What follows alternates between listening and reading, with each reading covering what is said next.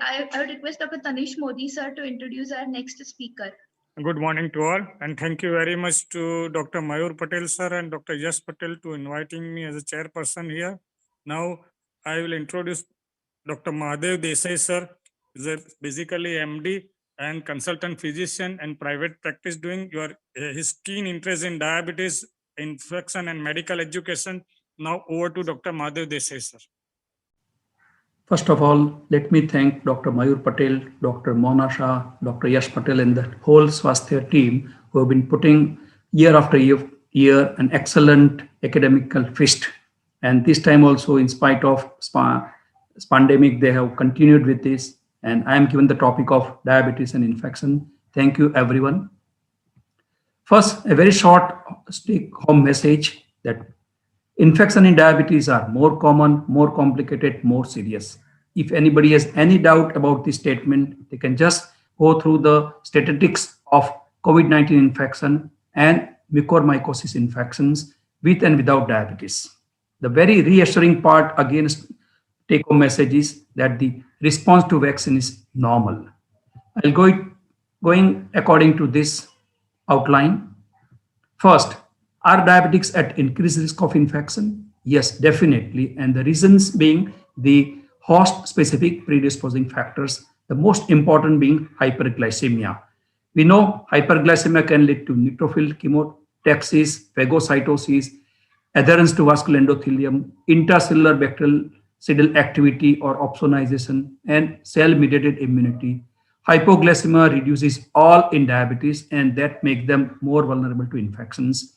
There are other factors also like vascular insufficiency leading to ischemia, sensory peripheral neuropathy as we see in diabetic foot, or autonomic neuropathy as we see in urinary stasis leading to recurrent UTI, and skin and mucosal colonization will lead to more infections in the skin and soft tissues. Do we have evidence? Yes, we have number of studies. I have just picked up one, which is a meta-analysis of 345 studies, which includes the case control studies and cohort studies. And as we can see that infection in diabetes is multiple, involving multiple organs, and especially skin, blood, genital tract, gastrointestinal, respiratory, all the infection in diabetes is far more than the non-diabetic populations. We also have post-operative infection studies, which clearly shown that the nosocomial infection is at least 2.7 times more in one study, and two studies of CABG patients who have undergone with or without diabetes, and we can see that the surgical infection is 2 times more in the diabetic populations. And in another study, it was 0.8 non-diabetic versus 2% in the diabetic populations, and the cost as well as the length of stay in hospitalization patients with diabetes is more. I just want to draw attention for these 3 specific infections which are exclusively or if not exclusively more in diabetic populations, that is Candida albicans, mucormycosis, and Burkholderia pseudomeli leading to melioidosis. The Candida infections are more because of the glucose-inducible proteins which increase the adhesiveness of these fungi into the mucosa, oral as well as the vaginal mucosa.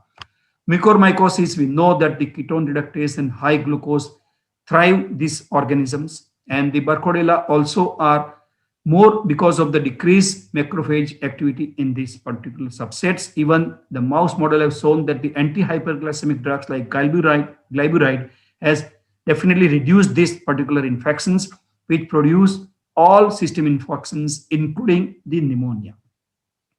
We know common infections in diabetes like balanitis, balanoposthitis, urinary tract infections, vulvovaginal candidiasis, oral candidiasis, or skin and soft tissue infection like boil and carbuncle. I am not going to go in detail because it's a very common knowledge for one and all.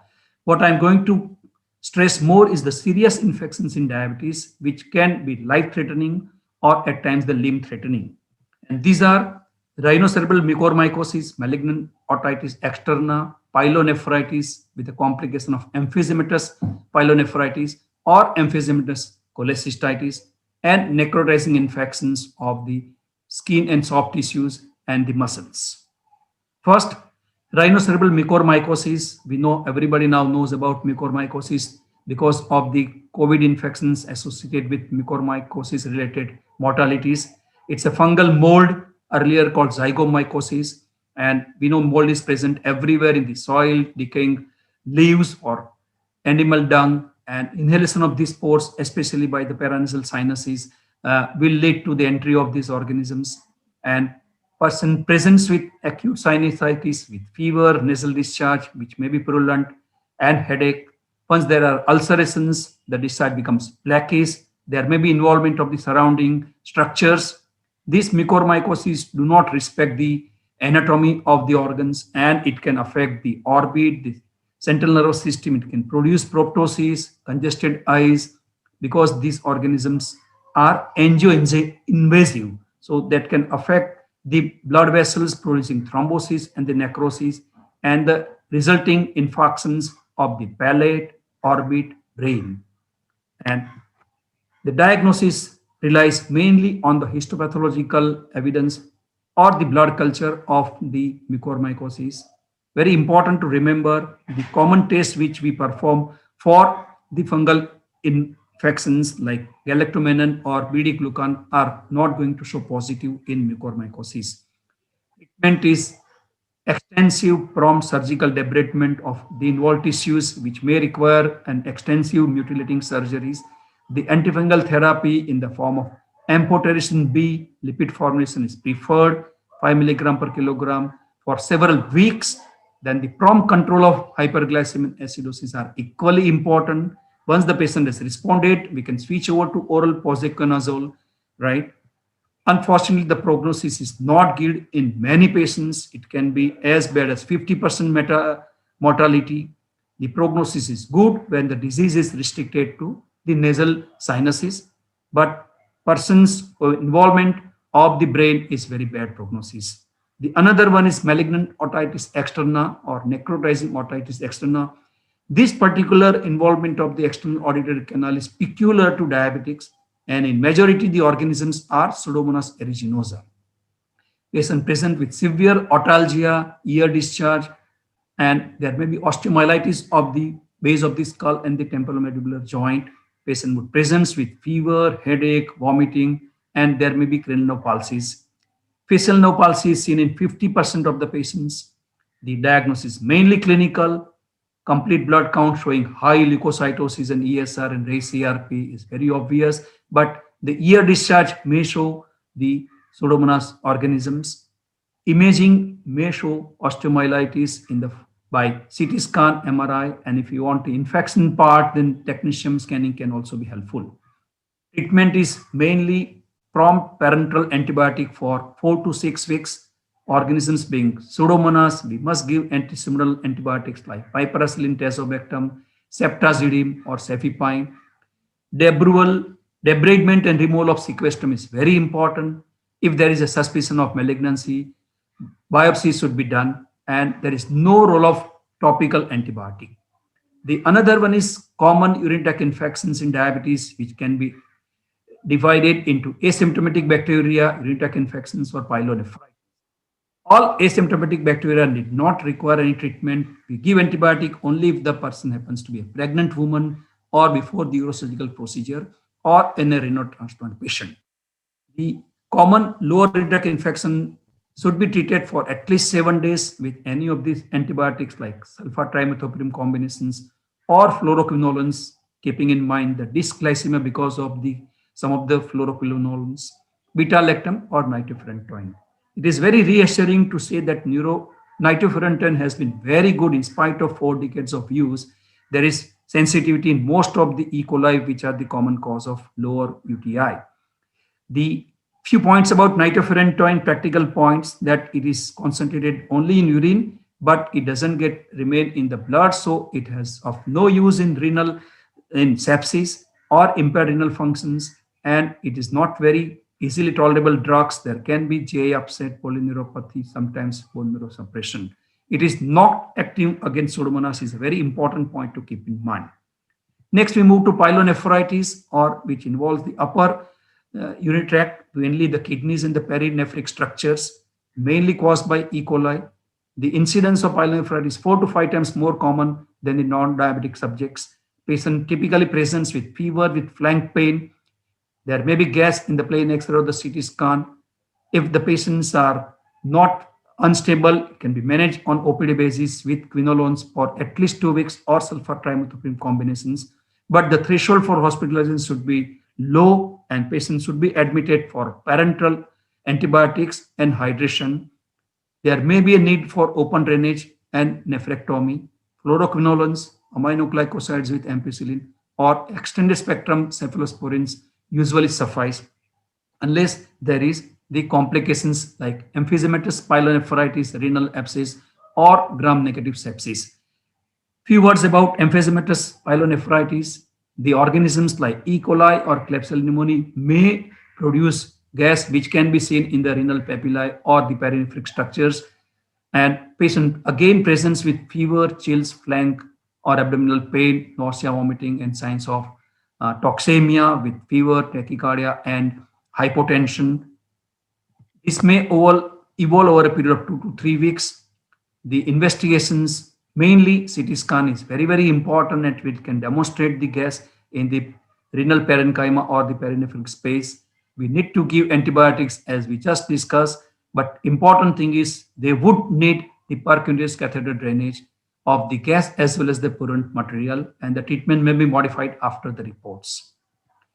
Another important is emphysematous cholecystitis. This is one complications we need to be kept in mind in all patients who may present with looking like an acalculous cholecystitis that we normally see. But in diabetic patients, always keep a possibility of emphysematous cholecystitis because the presentation can be deceptively very mild, and the patient may present with right abdominal pain and fever, but they may suddenly deteriorate with severe shock-like symptoms, and on examination, the bowel sounds may be absent. There may be severe tenderness in the right upper abdomen, and we may be able to appreciate the board-like rigidity and crepitus.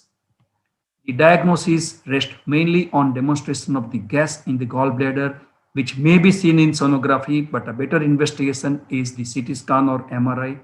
And management requires prompt surgical removal of the gallbladder and with open or laparoscopic methods, and broad spectrum antibiotics like ampicillin sulbactam or piperacillin tazobactam with or without metronidazole is the treatment of choice. But very important to remember that emphysematous cholecystitis is a very, very deadly complications and must be kept in mind all patients where look like an ordinary cholecystitis. The last part is the necrotizing infections. These are again very serious infections where the deeper structures of the skin, muscles, fascia are involved, and they are broadly divided into type 1 and type 2. Type 1 is the polymicrobial infections, which includes the aerobic and anaerobic organisms of the streptococci other than the group A streptococci, while type 2 is one where the group A streptococcal infections are involved. It is very important to recognize early so that the patients can save the limb and the life can be saved. Any patient who present with diabetes, with fever, with severe localized pain, and when the pain is out of proportion to the local findings, and on palpation there is crepitus, keep a suspicion of necrotizing infections. The local finding is exquisite tenderness, swelling, signs of inflammations and cellulitis. Color will change rapidly. It may go from red purple to blue gray, and within a matter of 3 to 5 days we may see bulla formations, and there may be pink or purple fluid within the bulla, or there may be frank cutaneous gangrene and black colored skin appearance. Later on, because of the involvement of the nerves and the blood vessels, the local part may become anesthetic. It is very important to diagnose this with the help of the common investigations like CBC, ESR, urine electrolytes, but important is also sent CPK. And the imaging studies would definitely help in demonstration of the gas in the soft tissues. Plain X-ray may be showing it, but what is important is the CT scan and MRI where we can visualize the gas. The blood culture are very, very important and must be sent in all patients before starting the antibiotics. It would be positive in most of the patients, but we have to start the treatment in the form of early surgical interventions and the antibiotic therapy. We must do a very prompt, aggressive debridement of all necrotic tissues until we get the healthy, viable tissues, which can be seen by the bleeding. The empirical antibiotics are again piperacillin, tazobactam. Plus, we have to cover now with clindamycin, the anaerobic part, and the vancomycin for the MRSA, which may be one of the important cause. And antistomal antibiotics like aminoglycosides may be added. There's a very, very promising role of IVIG in some studies, but not universally accepted because there's the infections and the IVIG has got multiple antibodies present. Maybe it is tried in a patients who are not responding to antibiotics in the form of 1 gram loading dose on day 1 per kg, then later on 0.5 gram day 2 and day 3. The hyperbaric oxygen also has a mixed results. Whenever it is tried, we can try 2 to 3 settings of 90 minutes each at the 3 atmospheric pressure. The last part is the foreign gangrene. It is again a type of necrotizing infections of the male perineum. Sometimes it's also seen in the labia in the females.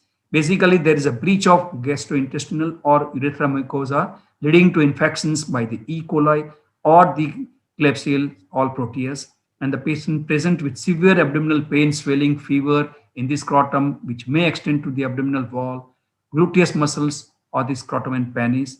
Again, for all necrotizing infections, we need to be very aggressive, and good debridement is very, very important. Along with that, we need to give the prompt antibiotics, and patients may require cystoscopy, stomy, colostomy, or orchiectomy. All these are very, very severe infections must be dealt with de-aggression.